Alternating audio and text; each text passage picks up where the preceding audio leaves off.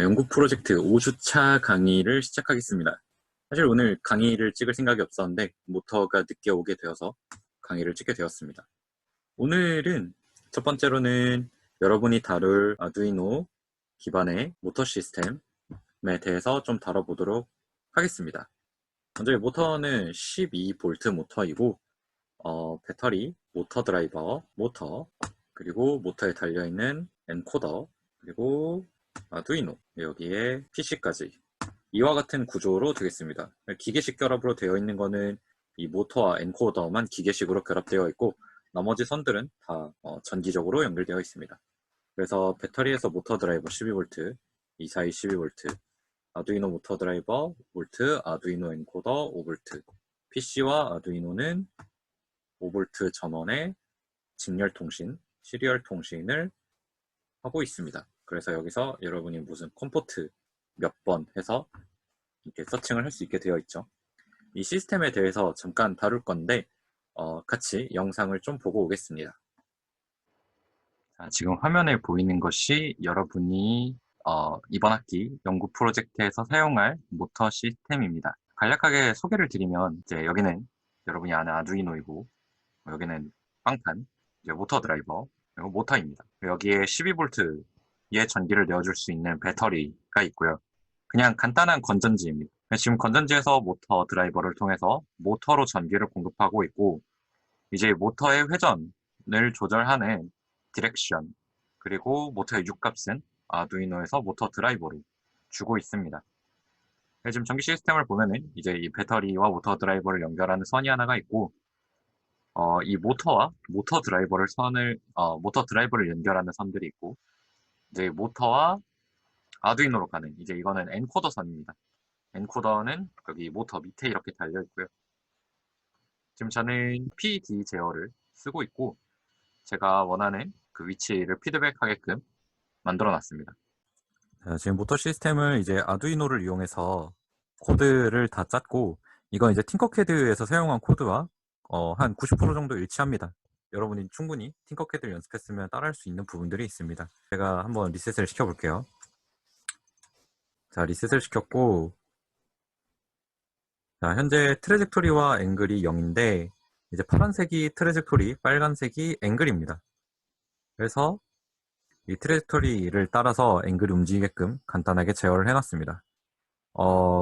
제가 이렇게 해보니까 1, 2도 미만의 정밀 제어는 조금 어려운 것 같아요. 이게 엔코더의 레졸루션이, 엔코더의 분해능이 좀 한계가 있어서 대신에 뭐 어느 정도의 회전은 충분히 할 수 있고, 지금 해보니까 P게인과 D게인이 1 이상을 넘어가면은 좀 발산을 하는 경우가 있어서 여러분들이 0.1단위, 0.01 단위로 아주 작은 단위에서 좀 제어를 하는 게 적합하다고 지금 보여지고 있습니다. 네, 지금 제가 개인 조정을 잘 하진 않아서 이제 어느 정도 추세에만 따라가는데 여러분이 좀 더 공을 들이면은 잘 따라가는 시스템을 만들 수 있을 것 같습니다.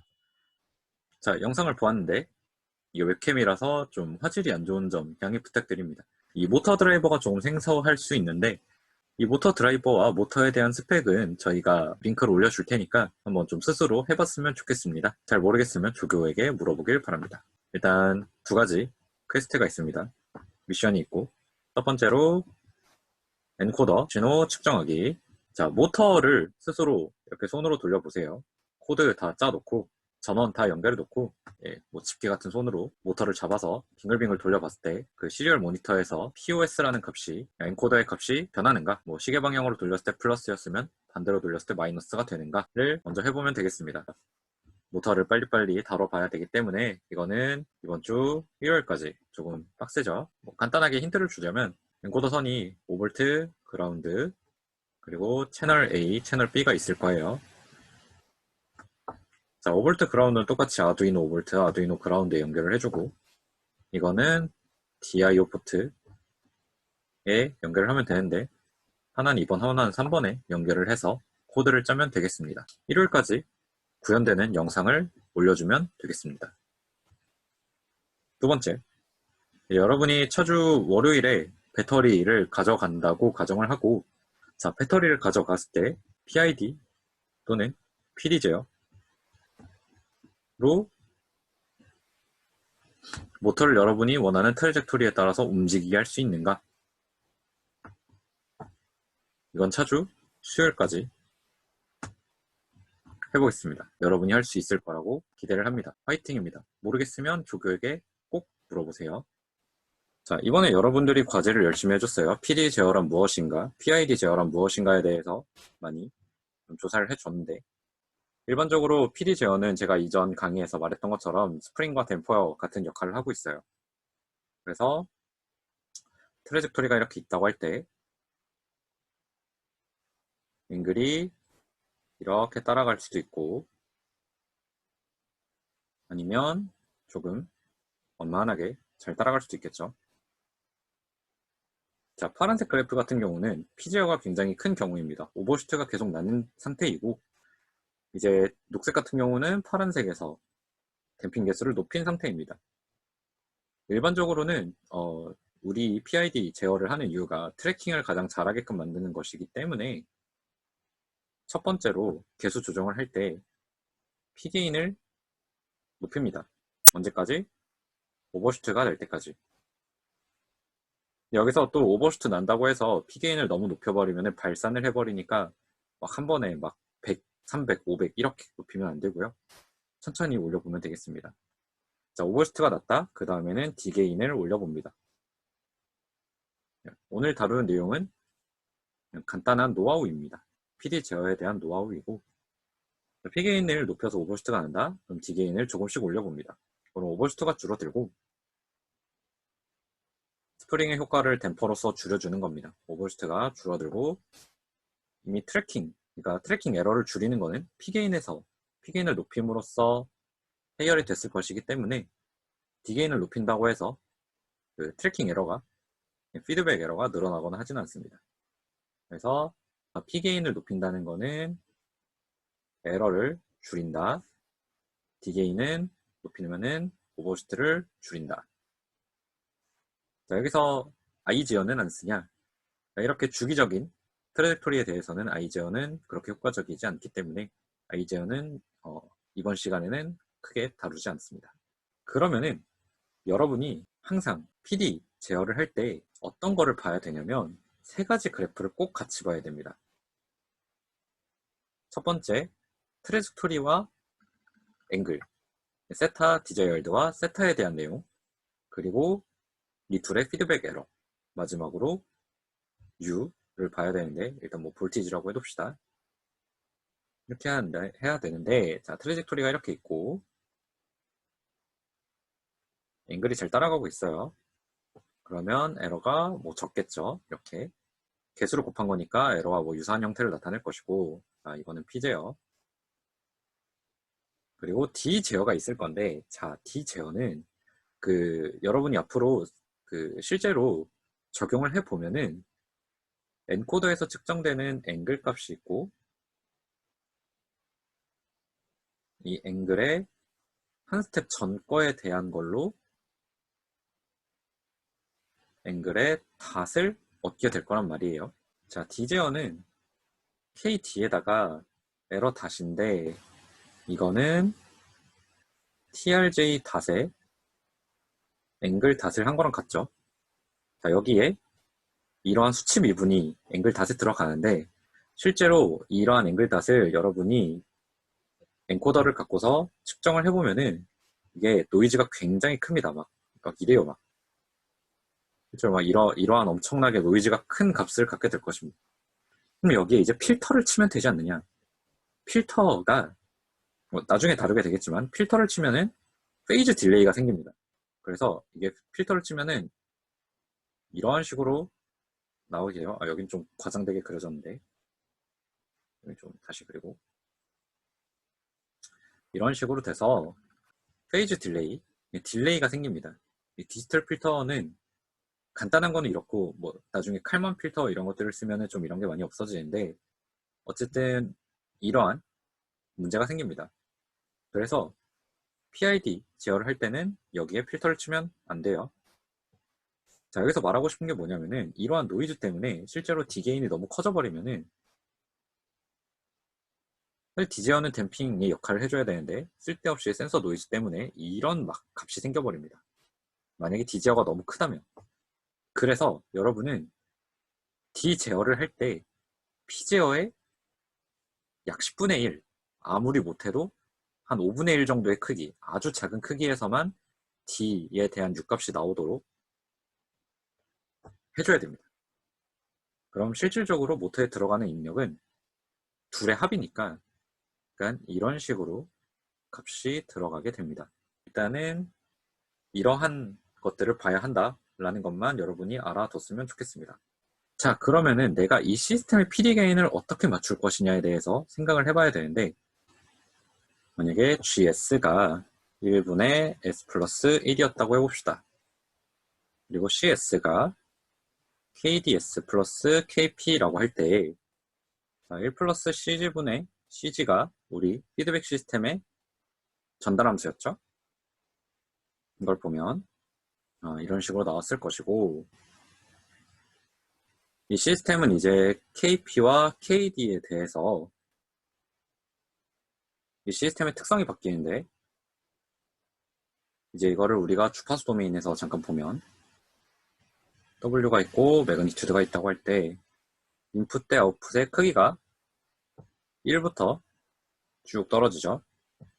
그리고 인풋 대 아웃풋의 비율이 0.707이 되는 부분이 밴드위스.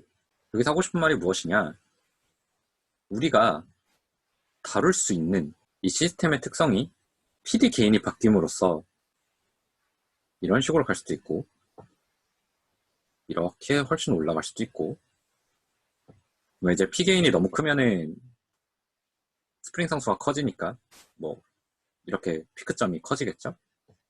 또는 댐핑이 커지면은 이런 식으로 될 수도 있고, 그렇습니다. 이제 P와 D 게인에 따라서 이 시스템의 특성이 주파수 도메인에서 이런 식의 특성을 갖게 되는데, 이게 어떤 말을 의미하냐면 이 시스템이 다룰 수 있는 트래젝토리의 주파수 대역을 의미합니다.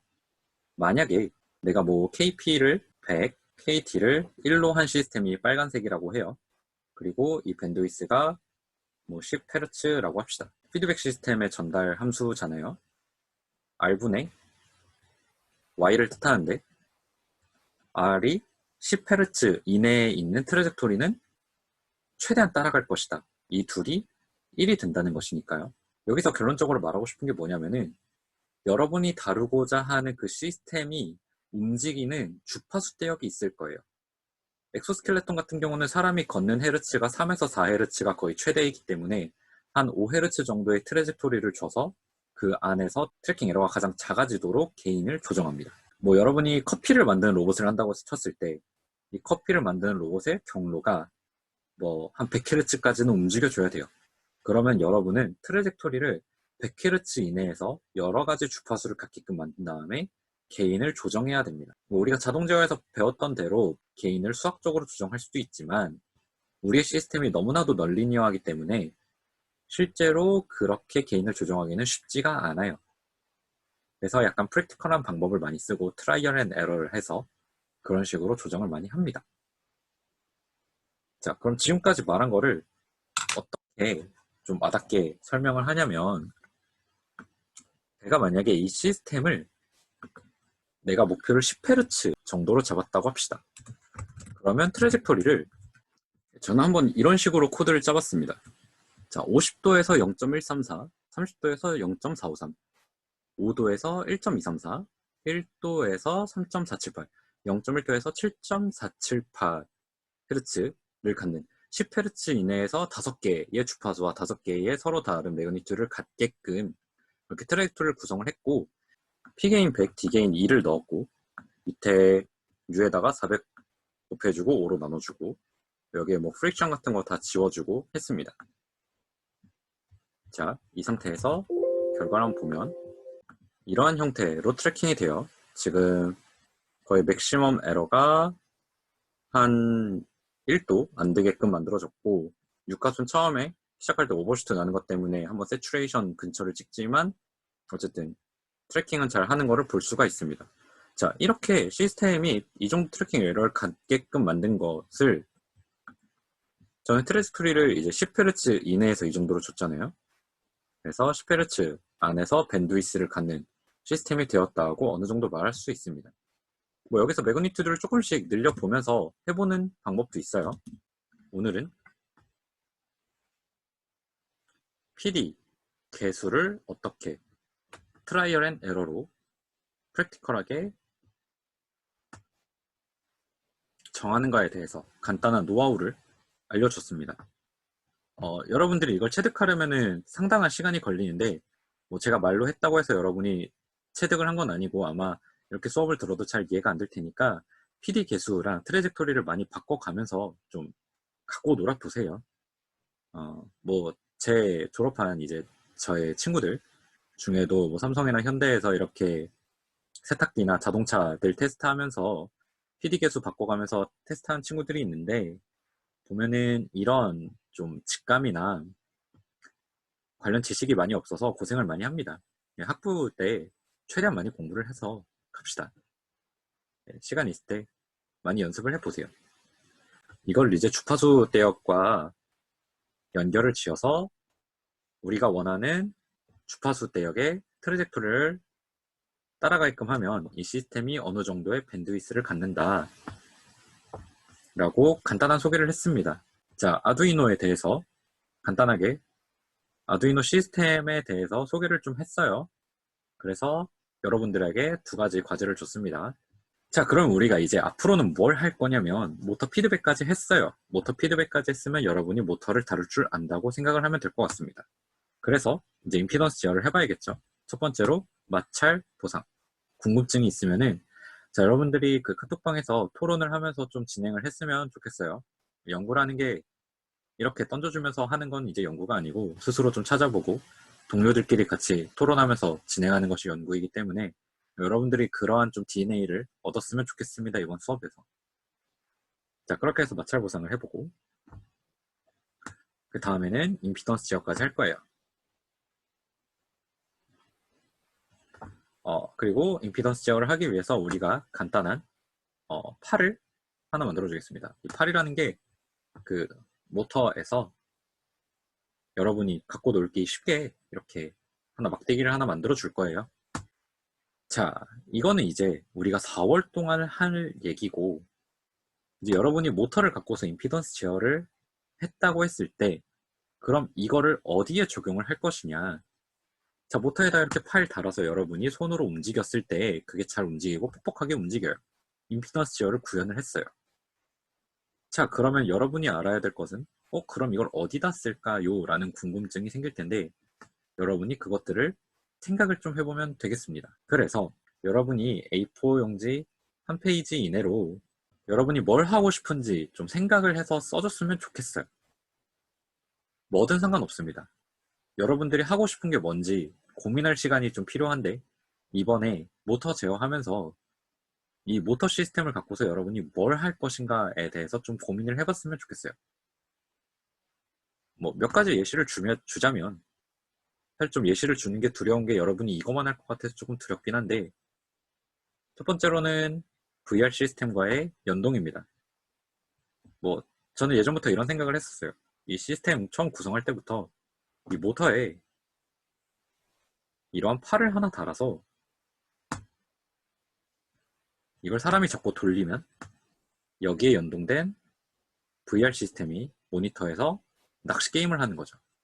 이제 낚시 게임 스코어에 따라서 이 모터가 임피던스 값을 조절하면서 뭐 물고기가 물면은 이걸 뻑뻑하게 해주고 아니면은 훨씬 가볍게 해주고 하는 식으로 뭐 근력 운동에 도움을 되거나 뭐 상체 재활에 도움이 된다거나 뭐 그런 것에 활용을 할 수 있는 그런 시스템도 만들 수 있을 것 같습니다. 뭐 이걸 한 달 만에 할 수 있을지 모르겠지만 할 수 있는 사람은 하겠죠. 뭐 두 번째로는 뭐 간단한 엑소스켈레톤을 만들 수 있을 것 같습니다. 한 쪽짜리. 뭐 사람의 팔이 이렇게 나 있다고 할 때 여기에 모터를 달아서 입고 하는 시스템, 한 축짜리 시스템을 만들어 볼 수 있을 것 같아요. 그래서 팔을 굽혔다, 폈다 하는 거에 대한 재활을 도와주는 그런 시스템을 만들 수 있지 않을까에 대한 게 있습니다. 사실 이거를 만드는 거를 우리가 해주진 않고 여러분들이 설계를 해오면 3D 프린터 정도는 지원을 해줄 수 있을 것 같습니다. 이런 식으로 여러분이 이 하나의 모터를 갖고서 뭘 할 수 있을지, 뭘 하고 싶은지에 대한 A4 용지 한 페이지짜리 내용을 써주세요. 이거는 화요일까지 합시다. 그러면은 과제가 너무 많지 않습니까? 라고 할 텐데, 네, 좀 많네요. 그래서 과제를 좀 바꾸죠. 피드백 지원은 우리 금요일까지 합시다. 일요일 엔코더, 금요일 모터 피드백, 그리고 화요일에 A4 한 페이지짜리로 이렇게 과제를 내면 될 것 같습니다.